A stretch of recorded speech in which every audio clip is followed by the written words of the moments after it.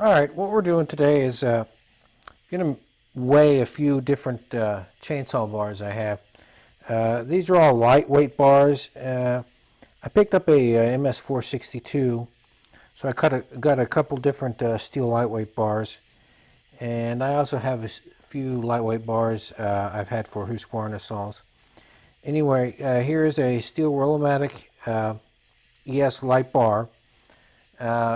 The way they make this bar light is they actually mill out some of the steel from the middle of the bar, and then looks like they nicely TIG weld in a piece of, I think they said titanium.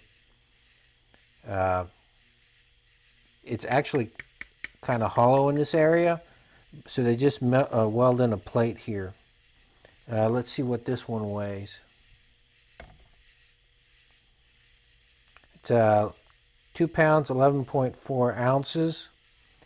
This is a 92 drive length bar, which is equivalent to what Stihl calls 28 inch. Here is a Tsmura I picked up. This is in a Husqvarna mount.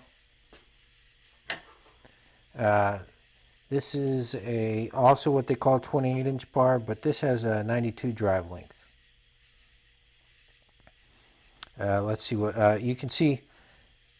The cutouts here, they cut the material out, and they use what I've been told is an epoxy. That weighs 3 pounds, 2.9 ounces. So this is a heavier bar. Here is also another 28 inch bar. This is a 92 drive link as well. They don't make these bars anymore. These bars basically had a design flaw. They're a laminated bar. What they are is two pieces of steel, thinner steel. In the middle they have aluminum, and it's held together with epoxy and some rivets. Now what happens is, because you have two different types of metal, they expand differently if they get heated up. And what happens is, if you get the bar nice and warm, it will warp and bend. Also, these tips are notoriously weak. I haven't had the issue, but I haven't ran this bar that much. I have a plethora of different bars and chains, so for me to actually wear a bar out is probably unlikely. 2 pounds, 14.4 ounces. Now here we have a Oregon Versacut bar. This has an aluminum core. I'm not sure how it's put together, if it's laminated or whatever. I've been told that these actually hold up pretty well for what they are. This is not a replaceable sprocket tip. Well, you can replace the sprocket, but you can't take out the tip and replace the whole tip. So when the bar starts to wear in this area, that's normally where they start to wear, especially if your chain's loose. You can't really repair them. I guess some people could weld them, but to me that's time to get new bars. Supposedly they hold up well. This is a 20 inch bar, a 72 drive length.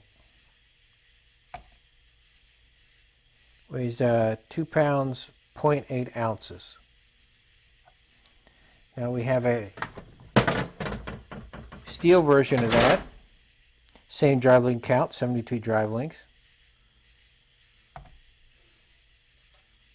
2 pounds, 1 ounce. So pretty close in weight there, which is surprising because this actually has a replaceable tip.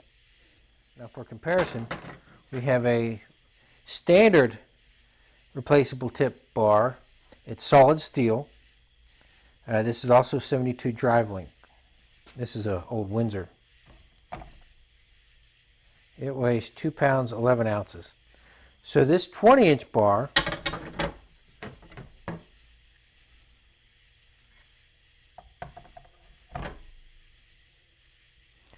(2 pounds, 11.4 ounces) weighs almost identical to this 28 inch bar.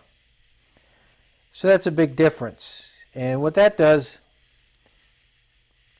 is it really takes the weight off the end of the bar, the saw. So it's leveraging a lot less. Right now I'm really getting into trying some of these lightweight bars and running them.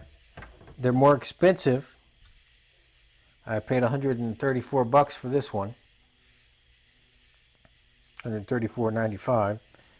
A little expensive, but honestly, particularly if you use the saw every day, it's really worth the investment. And the older you get, the weaker you get, the worse your back is. Running lightweight bars is really the way to go, especially when you get past 20 inches, honestly.